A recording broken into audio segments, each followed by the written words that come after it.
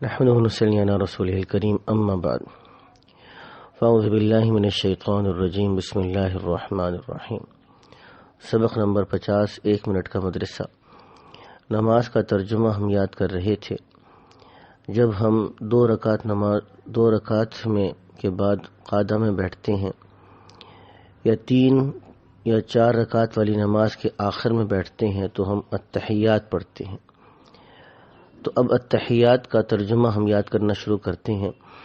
التحیات کا مطلب ہے تمام زبانی عبادتیں۔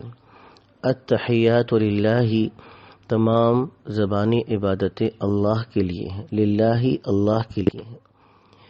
نماز کی سنتیں اگر آدمی اکیلا نماز پڑھ رہا ہو تو سلام کرتے ہوئے فرشتوں کو سلام کرنے کی نیت کا کرنا۔ اگر آدمی امام کے پیچھے نماز پڑھ رہا ہو تو امام کے ساتھ سلام پھیرنا، یعنی جب امام کہے السلام علیکم ورحمۃ اللہ اور دائیں طرف سلام پھیرے تو امام کے سلام پھیرنے کے ساتھ مقتدی بھی السلام علیکم ورحمۃ اللہ کہہ کے دائیں طرف پھیرے، اور اسی طریقے سے اس کے بعد جب امام بائیں طرف پھیرے تو مقتدی بھی بائیں طرف پھیرے۔ امام کو دوسرے سلام کی آواز کو پہلے سلام کی آواز سے پست کرنا، یعنی امام جب پہلے سلام پھیرے گا دائیں طرف تو ذرا اونچی آواز میں کہے گا، اور جب بائیں طرف سلام پھیرے گا تو نسبتاً پست آواز میں کہے گا۔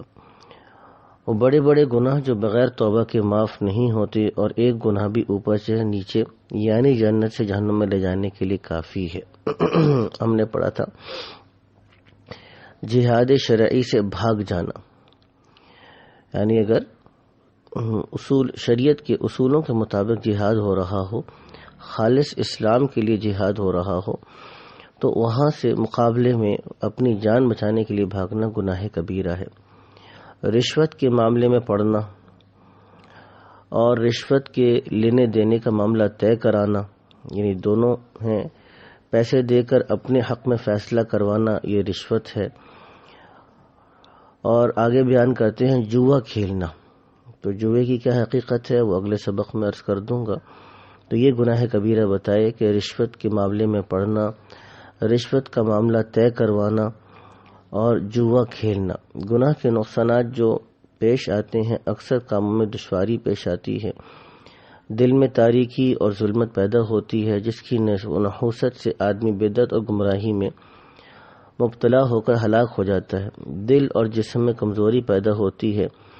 دل کی کمزوری یہ ہے کہ نیک کاموں کی ہمت گھٹتے گھٹتے بالکل ختم ہو جاتی ہے، پھر دل کی کمزوری سے جسم بھی کمزور ہو جاتا ہے۔ یہی وجہ ہے کہ بظاہر قوی اور تندرست کفار بھی صحابہ کرام رضی اللہ تعالی عنہم کے سامنے نہ ٹھہر سکتے تھے۔